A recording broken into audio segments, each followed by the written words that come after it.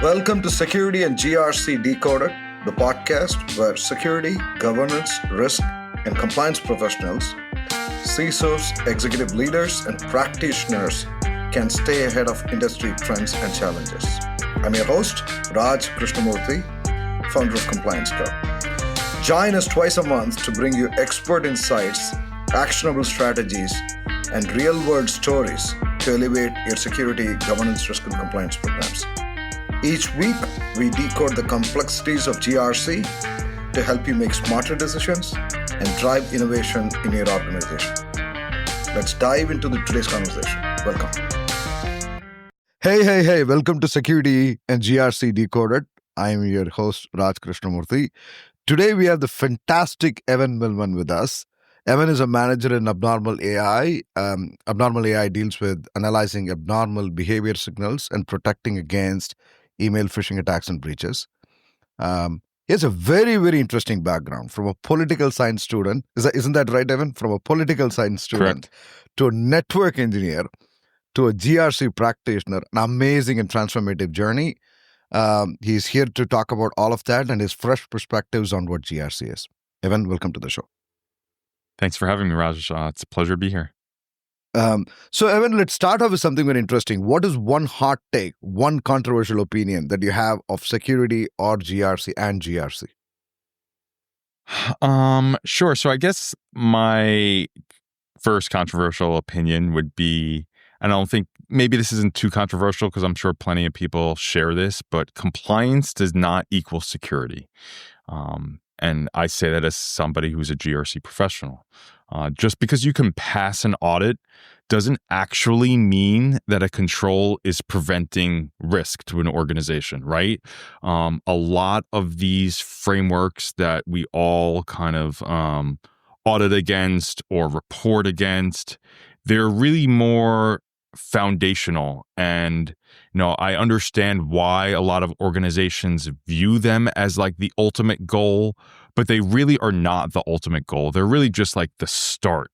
They're really just the foundation for building a practical, risk-adverse cyber program.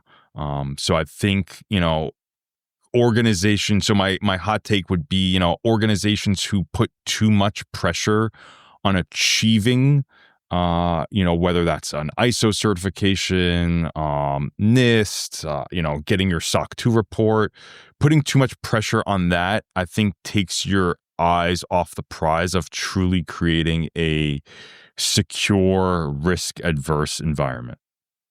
But then why do people do it? So first off, I would say people do it for two reasons. A, you still need something, right? Like you still need a way for a prospective vendor or a prospective partner or a prospective acquisition partner to assess how your internal policies, procedures, your internal security program is functioning, right? So you still need a way to measure it. So that's like one area where I do feel like these certifications and these reports do provide value because like you need something to measure. And then also from customers too, right? So like a lot of times, it's hard for a prospect of a customer to really know how well your internal security program is made up, how well you are developing code, how well you are locking down access to certain systems or preventing, data from being exfiltrated from your environment. So you need a way to kind of like prove that you're doing something, right? And like the best way to prove to do something probably ends up in these type of reports. But again, I think people who really are really in tuned in the industry know that these reports are just the starting point. Got it.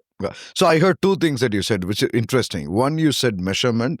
The other one is advertisement. The way I mean to say it, advertising the measurements. You also said that people take this with a grain of salt, is what I heard. People understand the complexities and the constraints. So, to what extent can you believe in these measurements? You deal with this, deal with vendors in your role in abnormal security, and you also deal with customers. So, how do you view these measurements from vendors?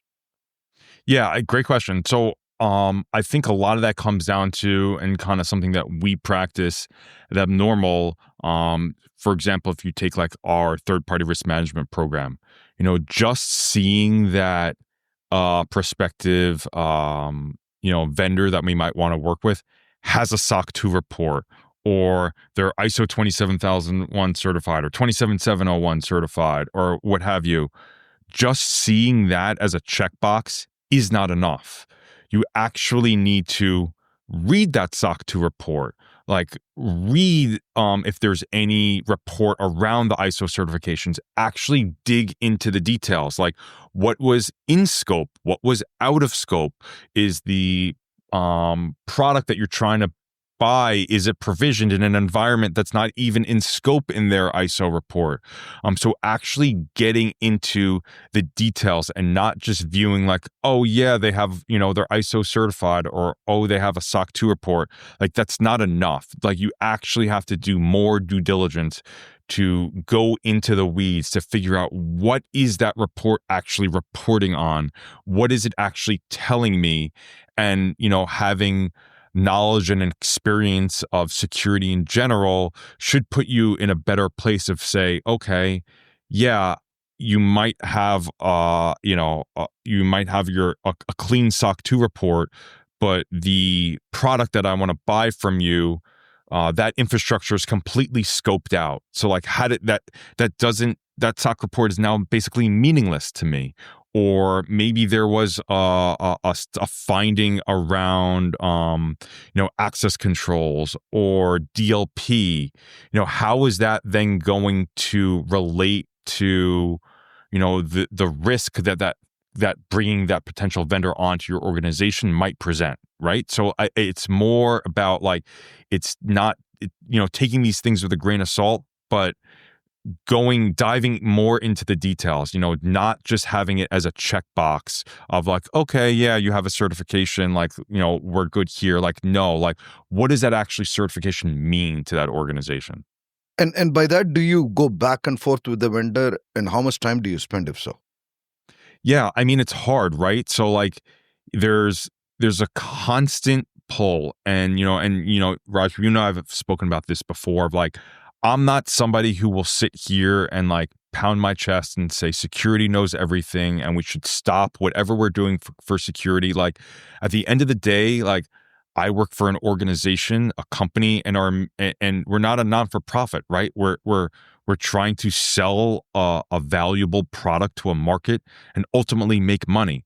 So there's always going to be a pull with security best practices and what's in the best interest for an organization for a slew of other reasons, right? So you have to try, right? Like I always say to my team, like, our job is not to fix anything.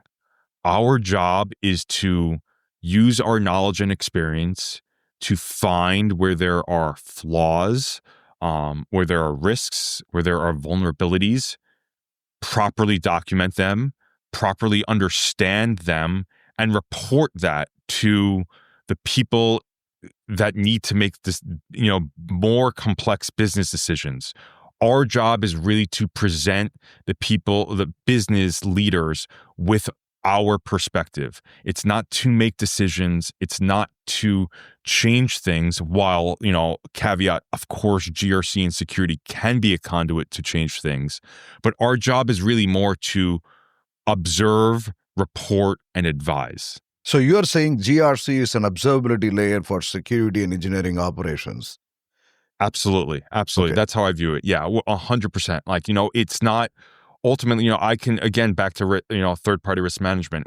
There might be some tool that our engineering team might want to start to use that will exponentially speed up the way in which we can deliver code to like the production environment.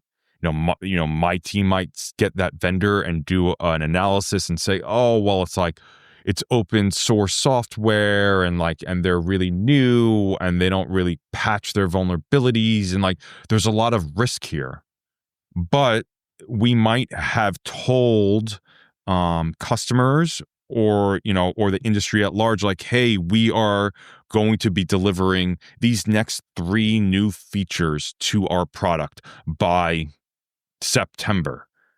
And there might be a decision that has to be made of okay, well, if this tool is going to help us reach that business goal, is it worth to stop everything and not proceed because security found some type of risk?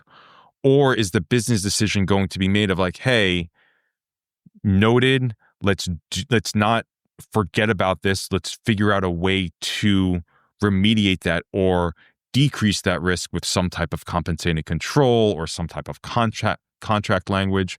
But ultimately, we're going to procure this tool. We're going to use this tool. So ultimately, we are not we shouldn't stop business from doing the things that it needs to do, but we should be a partner to help and make sure that we are making informed business decisions is guess how I would put it. That's a great point. And this third-party risk management toil that you're talking about with your vendors, how does that influence how you deal with your customers? Yeah, I mean, a lot. So it's kind of you want to practice what you preach, right? So when we are so strict or raise red flags because we find some prospective vendor that we want to use, they don't enforce MFA, or they're not using it's reported that they're not using a password manager, or they're not using TLS 1.3 at this point. It's hypocritical, right? If we were to call something out on a vendor that we want to use and say, hey, that's too big of a risk that we don't want to use it. But if we're not doing those things ourselves, it's it kind of leaves us in that almost again a hypocritical type of state of I was going to say that I was trying to contain, but you're absolutely right. Hypocritical is the right term to use, I guess. Yeah, exactly. We, and again, but that goes back to business decisions, right? So again, us as GRC professionals, as security professionals, our job is to observe, report, get that information into the business owners. But at the same time, that also should be how we drive certain initiatives internally. Oh, hey, if we're concerned about our vendors not using the latest, level of encryption, shouldn't we make sure that we ourselves are using the latest level of encryption? It's you don't have a leg to stand on. You're not being truthful. You're not being honest. If, you're going to tell somebody that hey, I don't like what you're doing, but I'm not doing that myself for whatever reason. If you're not doing that yourself, that's fine. But then how my team would view that type of risk should obviously be decreased, right? It should be at a level of okay, sure, that's something of concern for us, but since considering that we don't do that ourselves, we don't really have a leg to stand on to force somebody else to do it. Makes sense. And I think you touched on a very interesting point. GRC as an observability layer to security and engineering operations. The fundamental question is that the cadence with which these teams operate. For example, you're a technology first company, you're a cloud native company, you operate on Uber and rapid scale, you're making thousands of releases per week, right? Versus your assessment comes very less frequent, once a week, once a quarter, once a year. How do you match these cadences? Yeah, that's a huge challenge, right? Actually, I think it's kind of something that I think is in the ethos of Compliance Cow of getting to a state where audits are not a point in time type of thing, that it's constantly occurring all the time. And that's something that we're trying to work on internally at Abnormal is, the foundation of that is making control owners know and own their own controls, right? Like security is really everybody's responsibility. Just like practicing good business ethics, just like practicing good like accounting, ethics, like security is everybody's responsibility. It's not just the security team. It's not just the GRC team. And the more that you can instill that culture foundationally into a company, that everybody's responsible here in some way to that, I think that kind of like pushes the button a little bit to hit that cadence where like, hey, like we're continuing to push you, like you said, thousands of releases like in a short period of time, but hey, we're only auditing once, twice a year. Like, so how do you square that? You square that by like making the engineering teams feel more responsible for controls. And then honestly, and we've touched on this before where, I love my highway analogy, right? Like my car can go a lot faster than the 65 mile per hour speed limit that's on a highway. But there's a reason that there's a speed limit on a highway, because of years of research and data.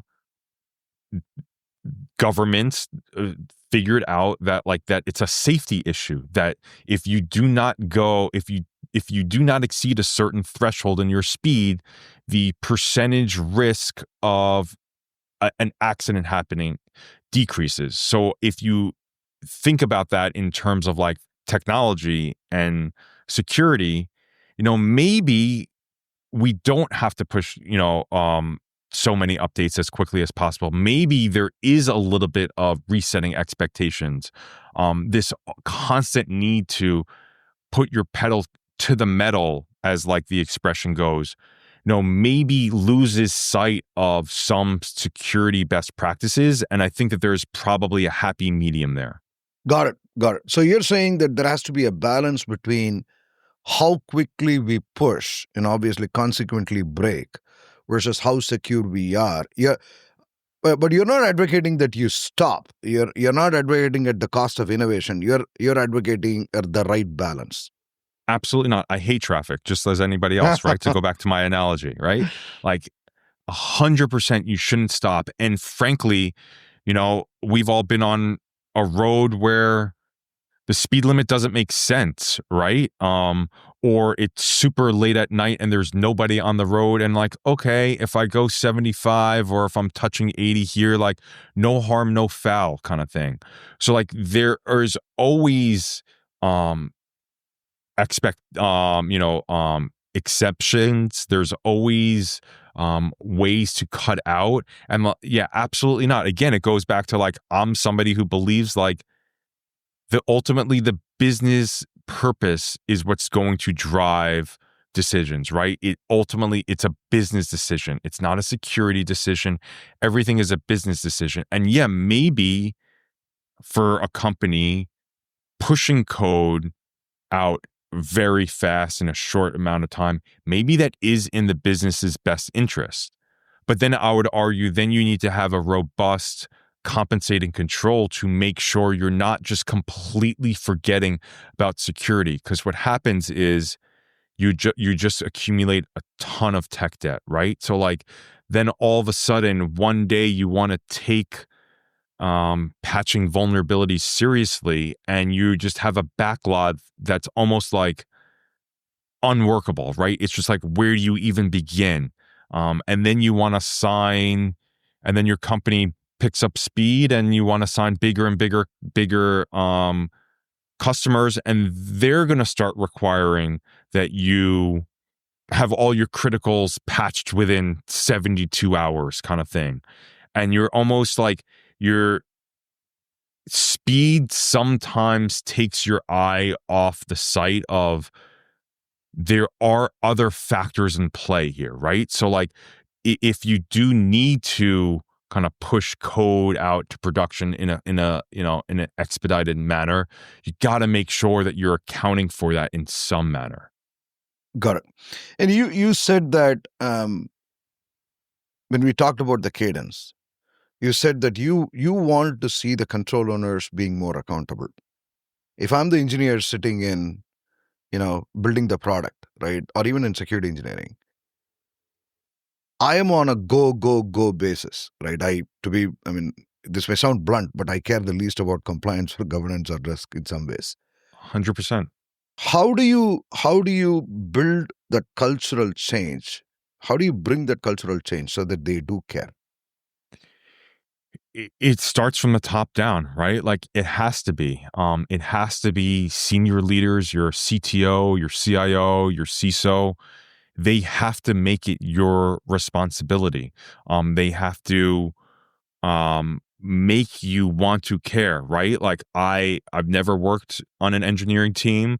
It's outside of my level of comfort, but how they are evaluated, how your personal performance review is evaluated from a engineering perspective is obviously, in a way, could it be a lot more quantitative than maybe somebody like on my team, which is a little bit more qualitative, right? Because we're working on projects and procedures and policies, and like there's not a lot of like, okay, how many lines of code did you push like to production? Like there's actually like tangible quantitative things that you can actually measure on an engineer to measure performance. Like I would argue that from the top down, some measure should be also like, how secure is your code? Like, did you how many times did you stray away from like our SSDLC?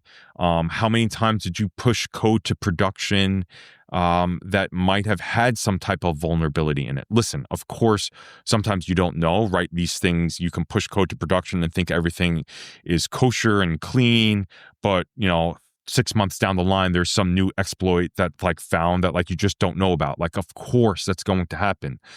But just instilling that culture that, again, that like everybody is responsible. They're like, yes, I get it. As an engineer, all you care about is closing out your Jira ticket and making sure that, that you fulfilled the requirement, through whatever code that you needed to edit or create new.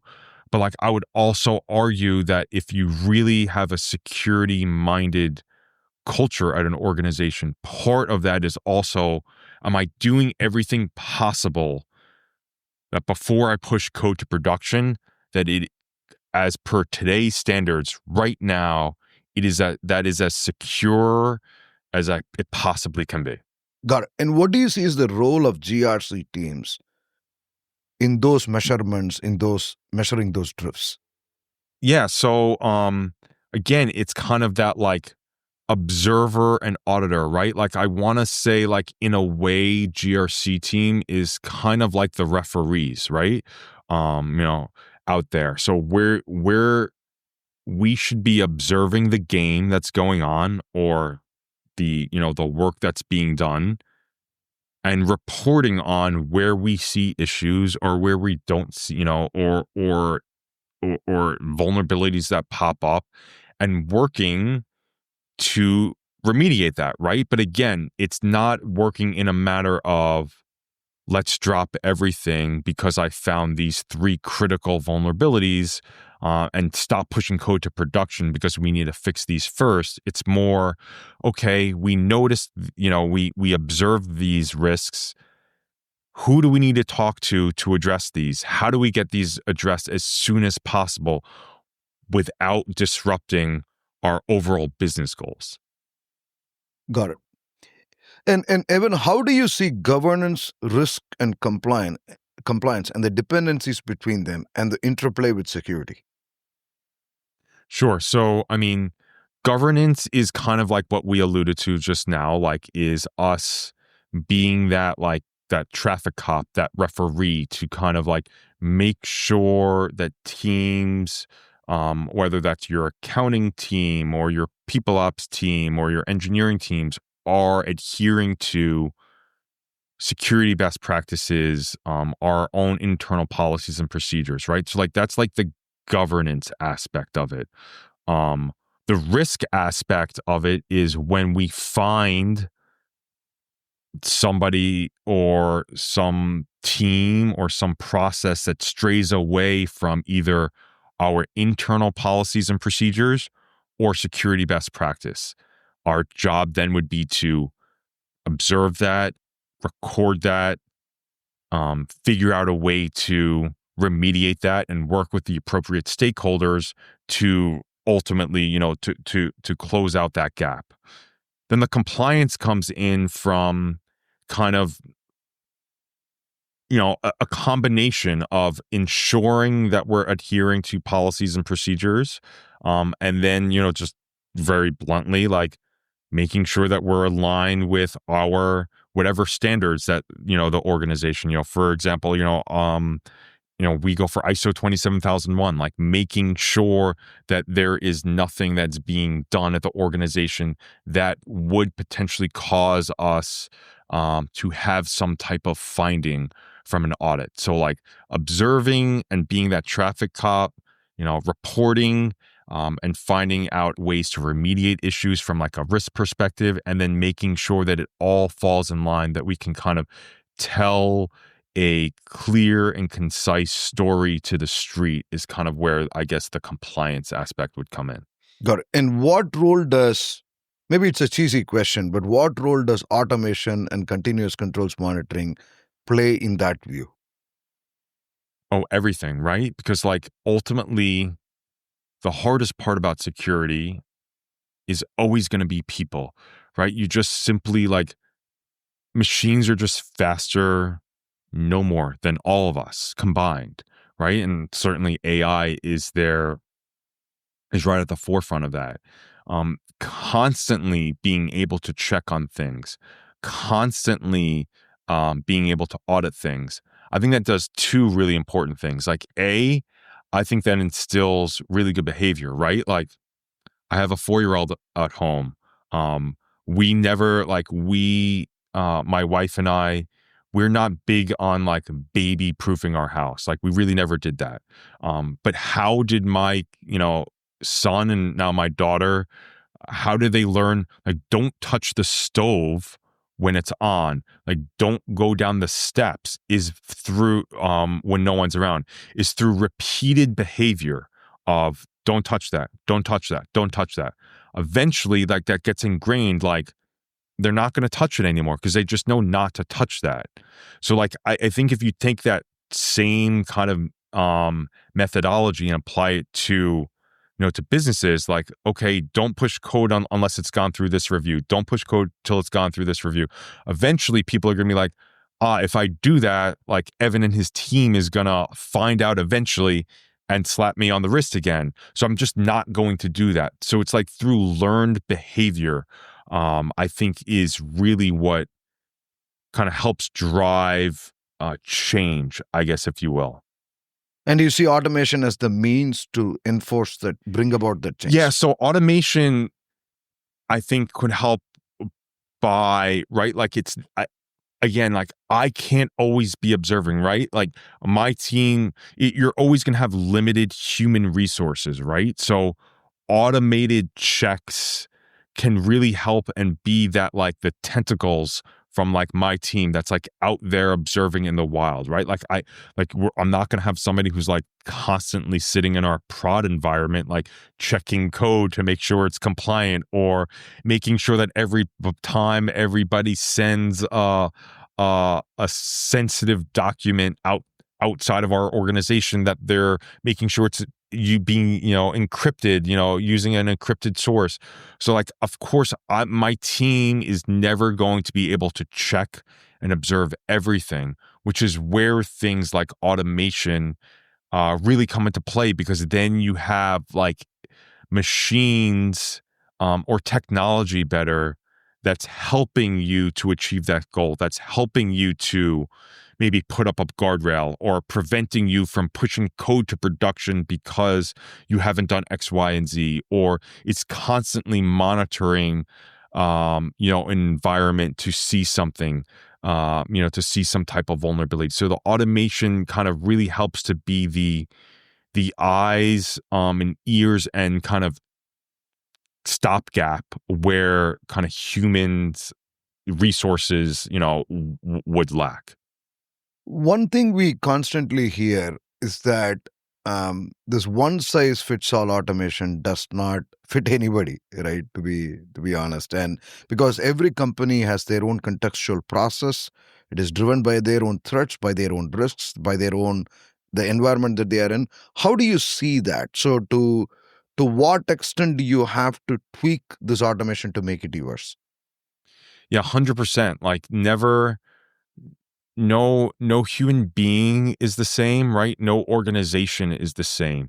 There's similarities, but nothing's ever going to be completely black and white, totally the same. So it's very much like I guess I would answer that the same way as how I view like compliance standards, where it's just the foundation, right? But then you have to mature certain controls to better fit your environment. So like automation is the same way, right? It's just the foundation, but then you have to fine tune those automated resources to ensure that they align with ultimately like your control set, with your security posture, with your policies and procedures, with your requirements from your customers, with your requirements from your compliance needs that you have.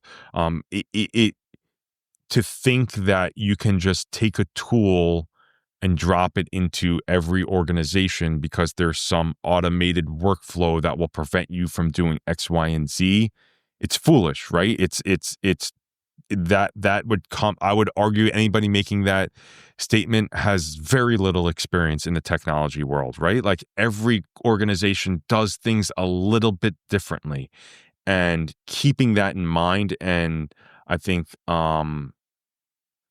personalizing those type of uh, um, controls to an environment is super important.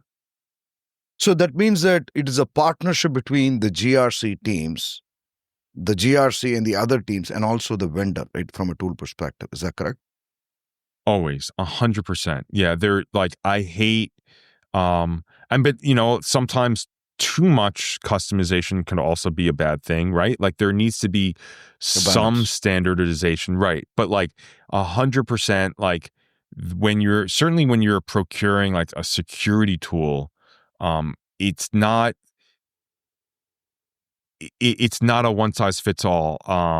We had a customer on a call the other day, and I forgot what the exact quote was, but something along the lines of like that he like security vendors should stop telling him what problems he needs to solve and just give him solutions, right? Like, if you're coming out with some product or you have some new tool that has some new level of automation or whatever, like, and you just blindly call an organization and think that like your tool is going to solve their problems, you're just so naive to actually what happens, right? Like, and listen, I get it. I'm not in sales, so like I know that sometimes like there is no other way, right? Like I get it. Like my friends who are in sales would argue with me that like, hey, actually by the numbers, like you still can like receive some level of traction, some positive feedback by just cold calling people and just like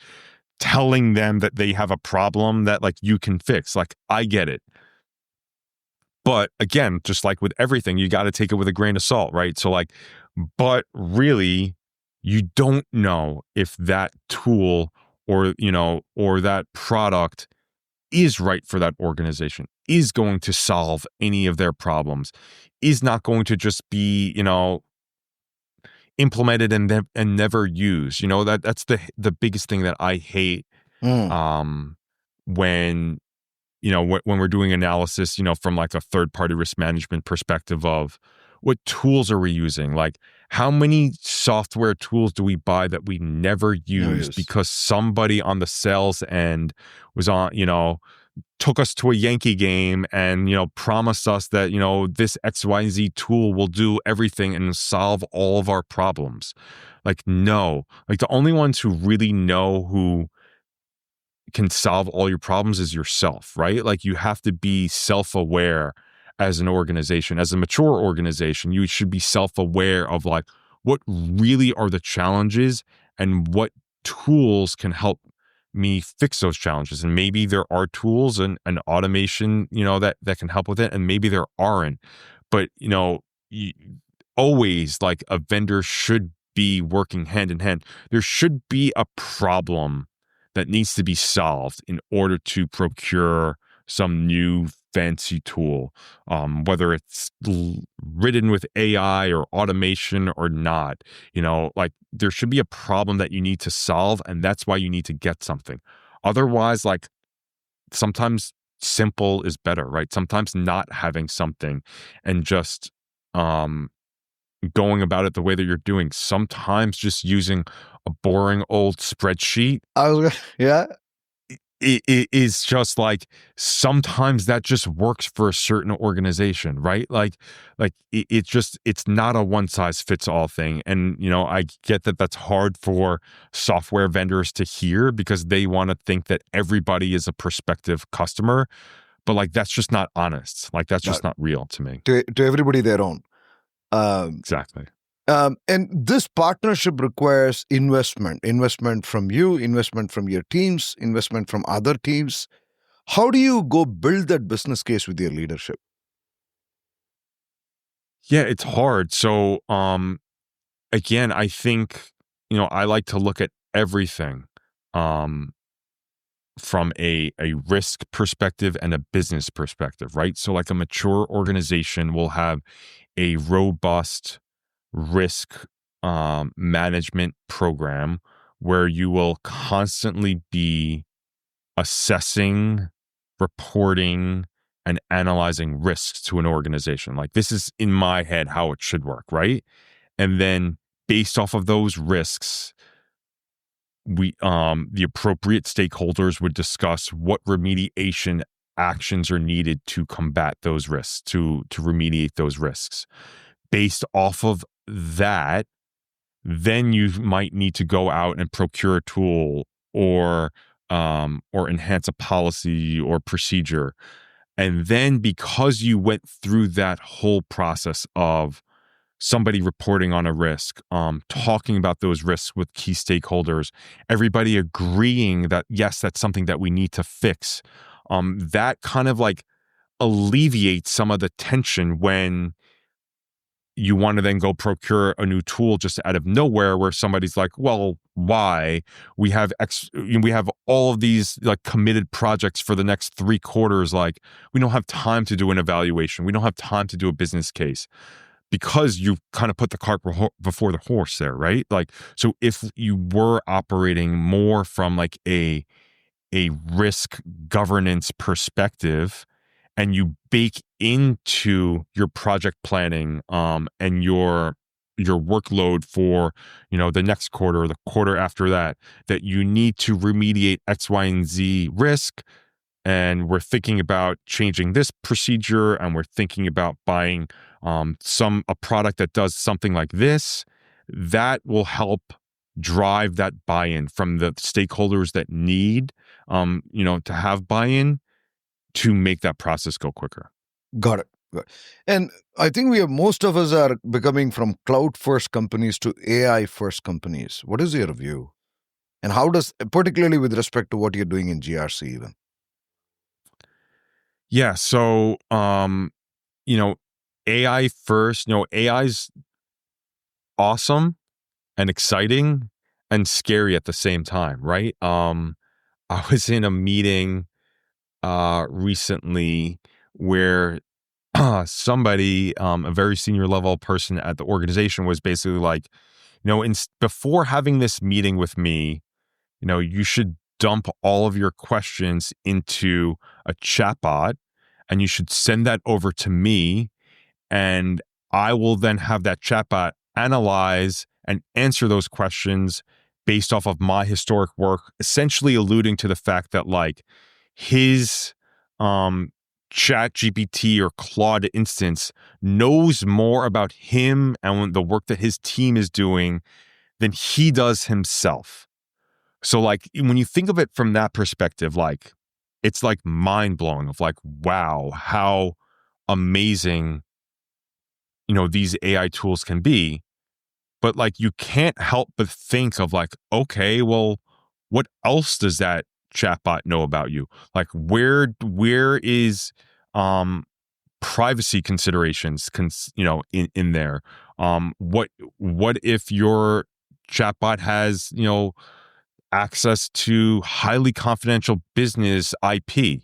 That would obviously be a huge concern. I think, we are in a stage right now where businesses and organizations, AI, like want to just dive into like AI and all these cool things that AI can do. And it is really cool. And it saves tons of time. I tell my team all the time to be using these tools because it really does save time where tasks that you should take hours now can take minutes. But at what cost, right? I think that not enough is being done to consider and understand the cost, right? Like nothing's free. Just like, I love like people, like my parents with like, novel of like, how is like Gmail for free? Right. It's like, well, you don't fundamentally understand if a tool is for free, that means that you're the product. Like Google doesn't just want to give you an email client for the hell of it, right? Like they're not just giving it because they're nice and like and philanthropic. They're giving it to you for a purpose, right? And it's the same thing of when these AI tools are collecting all of this information about you. Yeah, that has a really cool use case that you can use and you can feel, but what are they doing with your data at the back end? Like those are the questions that I think we still have yet to answer. Well, I think it sounds very dark, but the way that it was running through my head is that they're not selling to you, but they're selling you, is what you're saying. 100%. 100%. Like it's scary, right? But like, think about it. Like, Meta, like they're in the business of making money. They don't just care that you like share your photos with your friends and family. Like they're not as great as you want to like, put these tech leaders on a pedestal. Like they're not trying to give away things for free. And it's the same thing with AI, right? Like, and listen, we do everything that we can internally to ensure that we are comfortable with the tools and technology that we use. We document risks, we evaluate risks, we make sure that there's no shadow IT going on where like teams are just procuring this tool or that tool. So we do, practice what we preach, at Abnormal, and we do try and mitigate, those risks as much as possible. But it is certainly a question, right? Like it's, again, to me, comes back to like business and risk decisions. Like there are some risky behaviors that organizations are always going to choose to do because it's in the best interest of the organization, right? There's multiple ways to treat a risk that's identified, and one of those is just accepting it. And like that, sometimes that is okay. But again, accepting a risk, I think is a product. A mature organization accepts a risk when they have fully documented and fully evaluated a risk, but ultimately decided that like going ahead and still using that tool or still procuring that product has a greater, the benefit to the business outweighs the risk. And so ultimately, like it's all about making sure we document and observe and providing that information and making informed business decisions. Got it. And particularly on this topic of AI and the AI for security and the security for AI, how do you see the frameworks like ISO 27001, NISA, CSA recently has had this AI governance framework. What do you see as the role of these frameworks and the maturity of adoption? Yeah. So, or like the new ISO 42001 that came out about last year. Again, like just like with all other compliance standards, it's the same way, right? It's the foundation.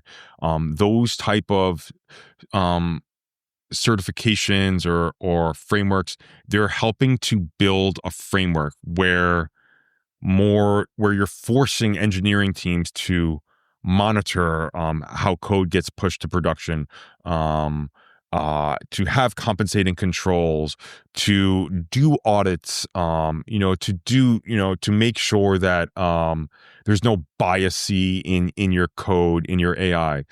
So these frameworks help to build those basic building blocks. But just like with any other certification, I would argue that's just the beginning, right? Like that should just be the table stakes. That should just be what gets you in the door, what makes you a more successful organization in terms of your risk management or your security posture is taking those and then elaborating on them. So taking the requirement from a framework and implementing that, but then going a step further and making sure that you are doing more than just what is required.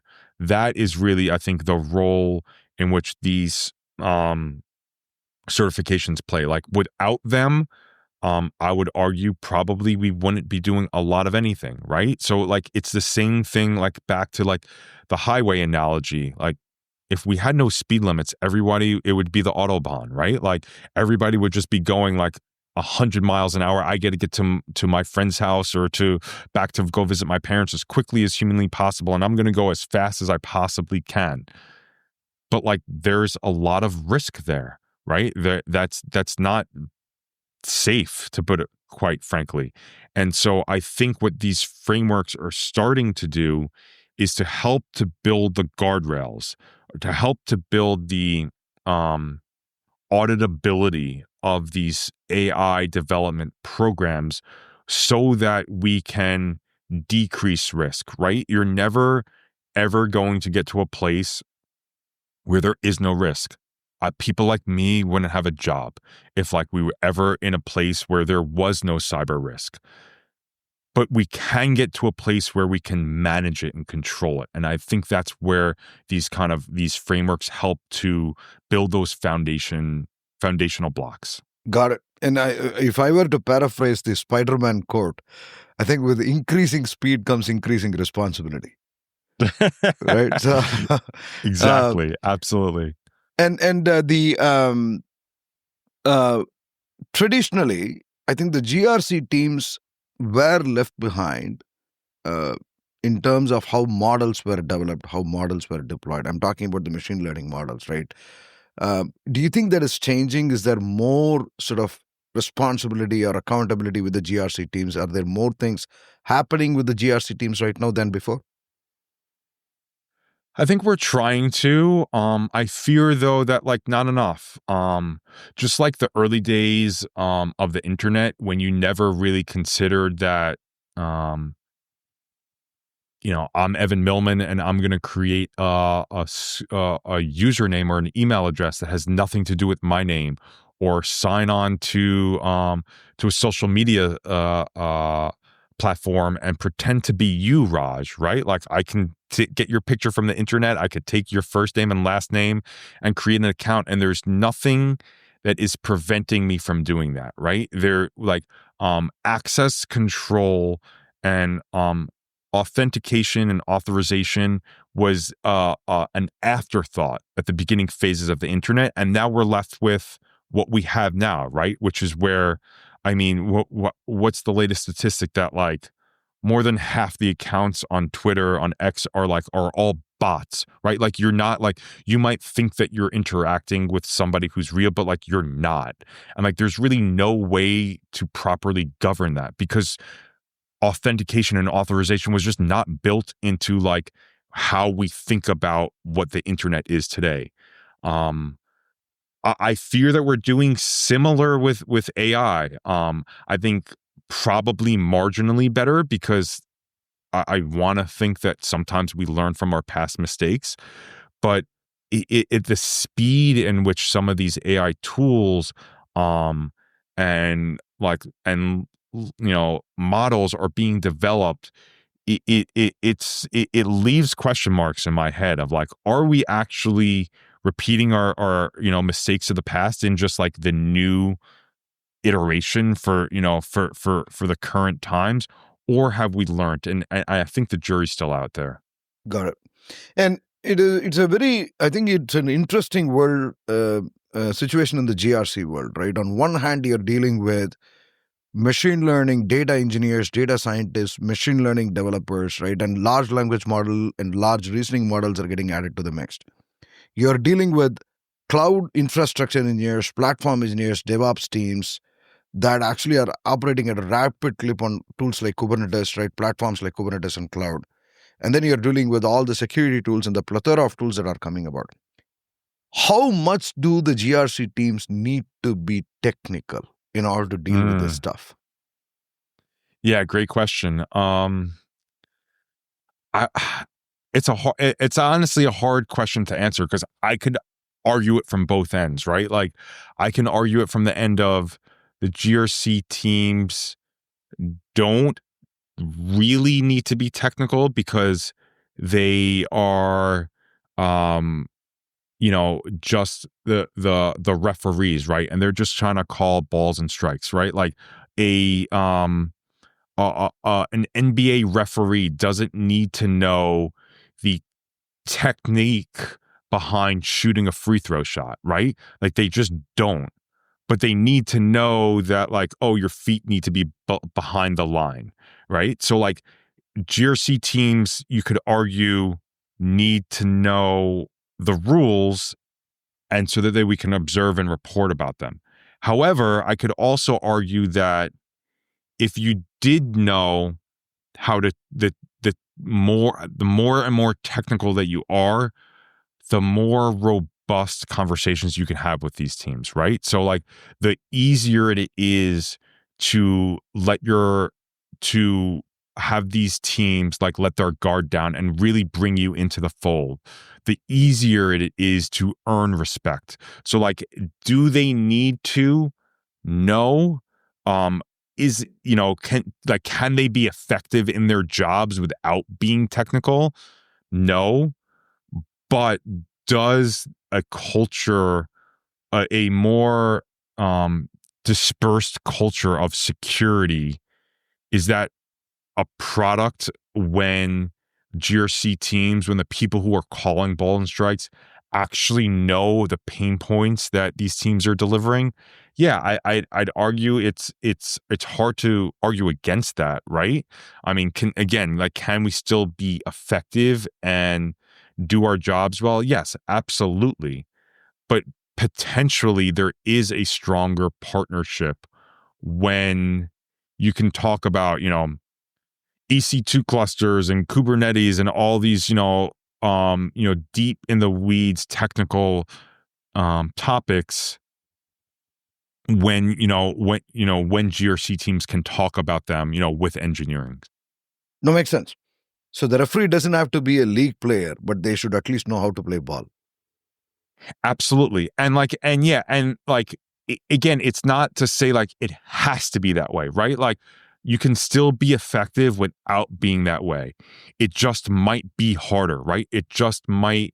You might take you longer to win over certain teams, to gain their respect, right? Like people, it's a people, I honestly say like that to me is a little bit more of a people problem, right?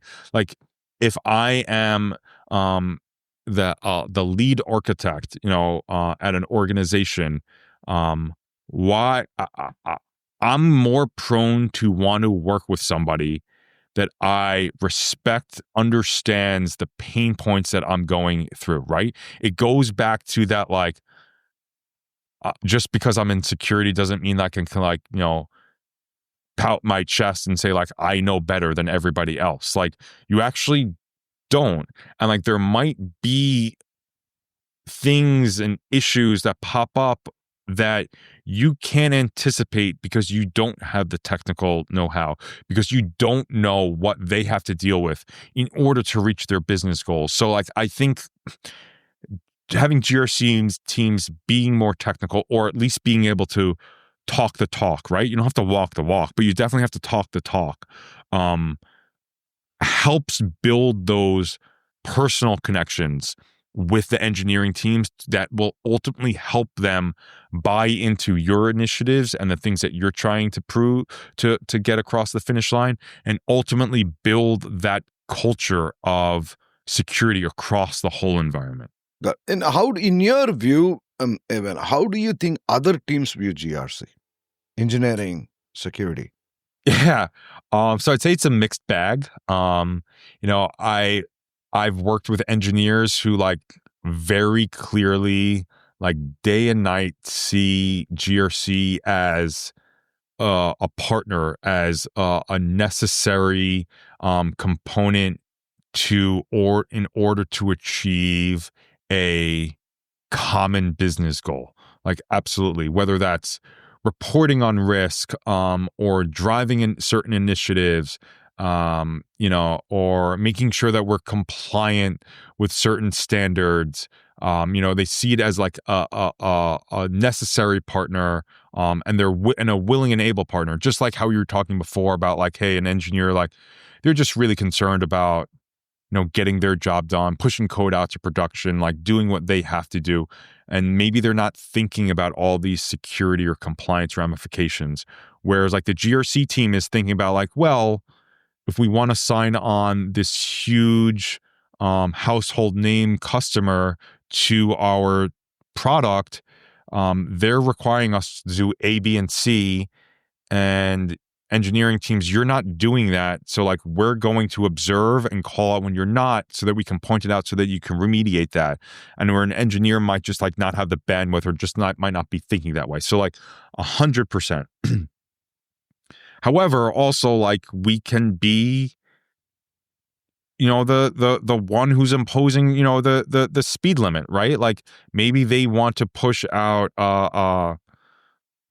for a very crude analogy, like 1 million lines of code, a day. And GRC comes in and says, hey, actually, that's too risky. Like we only can push out like 100,000 like lines of code a day. Right away, like we're going to be the scapegoat. Like we're going to be the roadblock that's preventing teams from achieving their goals. So it's important when those situations come up to really partner with engineering teams. And it's not just engineering teams, right? This could be legal, accounting, people ops. Like it's not just, I like to remind people that like, GRC is not there just to monitor and be a traffic cop for just IT and engineering, but it's really across the whole organization. It's honestly one of the reasons that I love the GRC space so much, is because like one day I'm talking to the chief architect, the next day I'm talking to the our chief, our head general counsel, like the next day I'm talking to the head of like people ops. Like literally, I mean, maybe only the CEO has that type of cross communication with across all departments as like the GRC team does. So it's really important when GRC teams are kind of viewed as that roadblock, that they build relationships. I'm a big believer in like a lot of it is just like it's the soft skills sometimes that matter so much in GRC. It's just connecting with people. And like, so again, sometimes that's easier because like I can sit in your shoes and I know what you're talking about when you're talking to me about Kubernetes or EC2 instances or what have you. But it's building relationships, and it's making other teams or departments understand where you're coming from and why you're doing certain things. The why is so important in GRC. It's not just because I said so. It's not just because Evan knows more about security because Evan has his master's or his CISSP because I'm security expert. Like nobody cares about that. The why comes from Evan explaining like, hey, I know you're super busy and I know that this is going to put a load on your team and this might slow you guys down. But we're trying to sign this client and they need us to do X, Y, and Z, and they need us to be compliant with this standard, or they have their own internal standard that they need us to be compliant with. And we all are on the same team, right? Our mission, our goal is all one. And we're just trying to help ensure that we achieve that goal together. So the why sometimes in GRC is so vitally important. That's beautifully said. So I think what you're basically saying is knowledge builds empathy. Empathy builds relationships. Relationships build conviction for 100%. everybody else to do the right thing. Beautiful. So I think, as I said earlier, Evan, you actually have a very, very interesting journey, right? You started as a paralegal, went and worked as a network engineer, and then, we did a consulting thing on security, and then you're now the head of GRC or leading the GRC program at Abnormal. What would you say to somebody who wants to be the next Evan, trying to follow your footsteps and, from different walks of life, trying to get into GRC? What would your advice be to them? I mean, as a joke, I would say, maybe major in computer science or something more technical in undergrad to like have a foot up on engineers, in the early stages. I would say,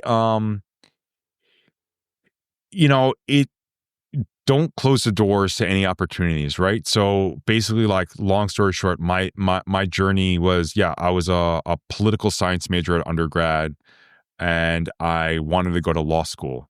And I was advised, not to go to law school right away out of college and to kind of work in the legal industry for a little bit and see if it was really something that I liked. So I worked as a paralegal, mostly like at real estate law firms.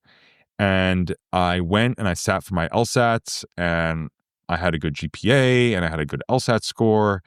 And there was just a gap between when like law school would start and like when I was done with my test. So I was like, you know what? Like I love learning. Like my wife would joke that like if I could, like if being a student could be a profession, like sign me up. Like I love going back to school and all that stuff.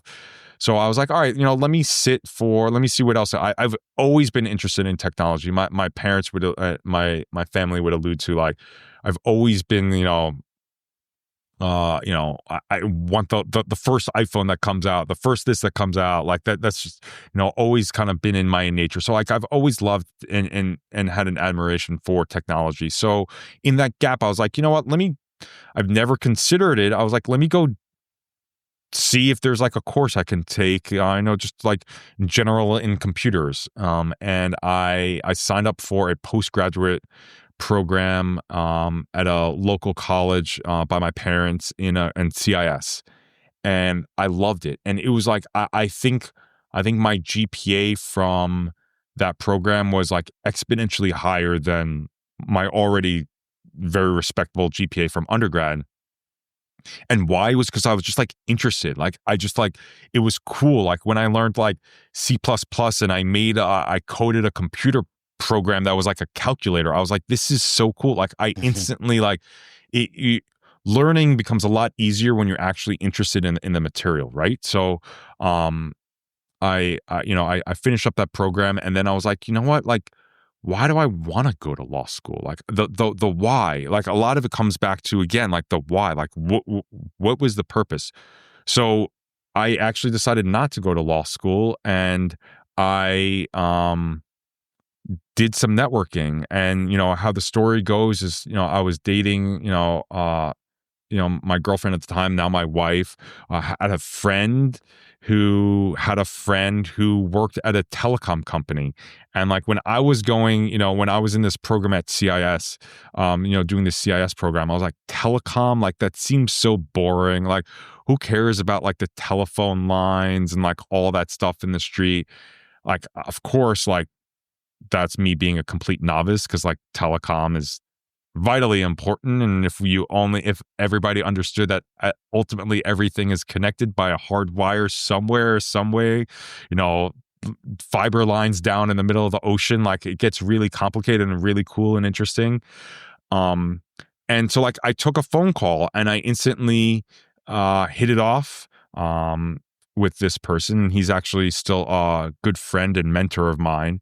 And it just kind of like opened the door to a career in technology. And that's when I went and became a network engineer. And, my mentor, he actually had a background in security. So he's the one who actually kind of pushed me into the security realm once he saw me going for my Network Plus, my CCNA, and like all that stuff, and just kept on excelling. And he was like, hey, like, you should try where like the industry is moving towards, more security. So then, I went for all my security certifications and Security Plus and CISSP and all that fun stuff. And so I guess and then ultimately I had the experience in technology and then a bit of the security background to then warrant a role that's more directly in security. And so then I started my journey in security, and then I fell into GRC because, again, like from my background, I'm not super technical. Can I talk to our engineers, like we were alluding to before? Sure. Do you want me, behind like a command line during the day? Like probably not. Not where my strong suit is. But that's why I like GRC, because I always felt it was like a good mix of that kind of like business, soft skill, adaptation, and also that technical knowledge. It was like a good mix for me. And then sprinkle in kind of like my experience in the legal industry, and like GRC just kind of like was like the Venn diagram, the thing in the middle, just like always seemed to be GRC. Like, could I have gone back and studied and become, pursued a more technical path? Absolutely. But like, it just fit in my personality and my experience. So I guess I would tell anybody who's trying to be the next Evan Millman, to keep trying, right? To never, you never know what conversation, what door, where that's going to lead to. I remember when I was trying to get into the security space, I was meeting with anybody and everybody. I mean, I remember meeting with like this partner from like PwC and this person from this consulting company and this one, and like just using your network. It's sad, but like that's the way of the world, right? Like sometimes it is who you know.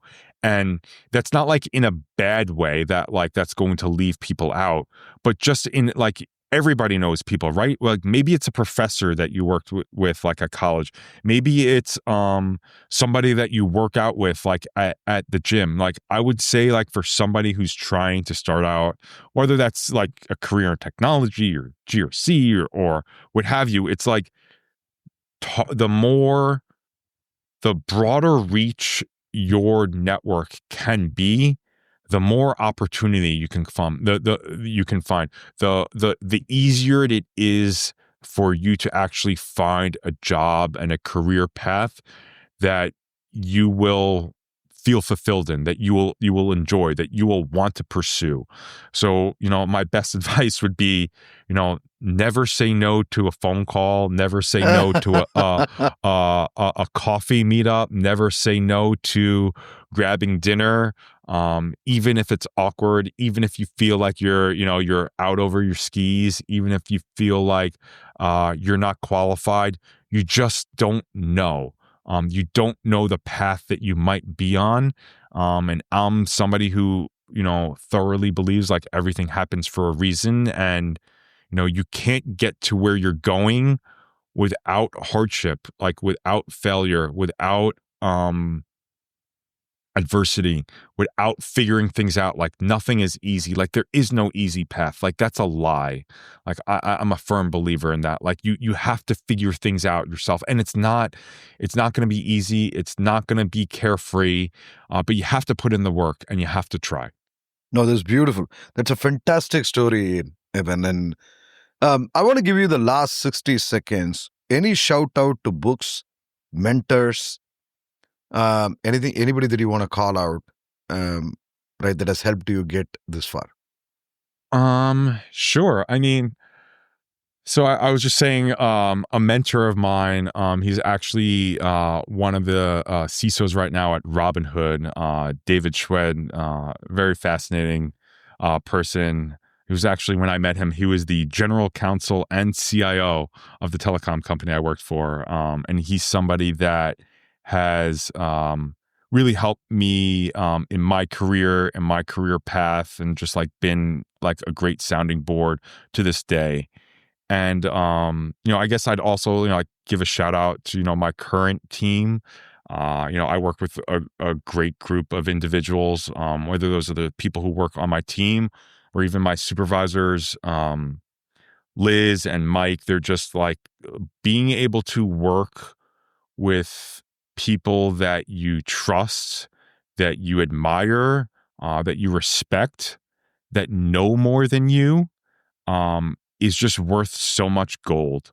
And I'm so grateful for the position that I'm in right now and the opportunities that I have, everything going on at Abnormal, just the industry that I'm in. It's just every time I talk to somebody, they're like, I was out last night with a couple guys from the neighborhood. We went to a place to go play golf at night. And instantly I was like, when I was talking to somebody new, I was like, what do you do? I was like, oh, I'm in cybersecurity. They're like, wow, like everybody's like lights, their eyes light up. So just, I'm totally grateful for like where I am and where my career path has led me. So, definitely some shout outs there.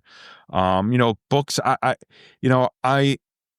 it's funny because I remember, in interviews, throughout my career, there was always that question, okay, like, what do you do to stay up with like industry trends? I could rattle off, CyberWire daily podcasts that I listen to once in a while, or like the Krebs on security emails that I get, or, the organizations that, you're involved in. But honestly, there's so much information out there.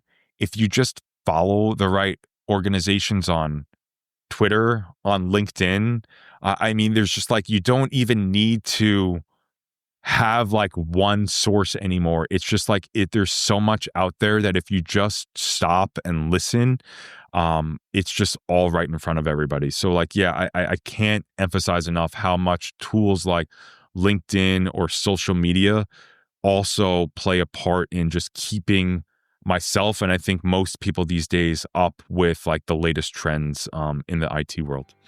Got it. Evan, this was a fascinating conversation, and thanks for being on the show. Thanks for having me, Raj. Really appreciate it. Thank you. Thank you for listening to Security and GRC Decoded. We are your go-to resource for staying ahead in governance, risk, and compliance. If today's episode resonated with you, we would love for you to subscribe, leave a review, and share it with your network. To dive deeper into these topics, visit us at compliancecow.com and follow us on LinkedIn for more insights and community conversations. Join us next time as we continue decoding the future of GRC. Thank you.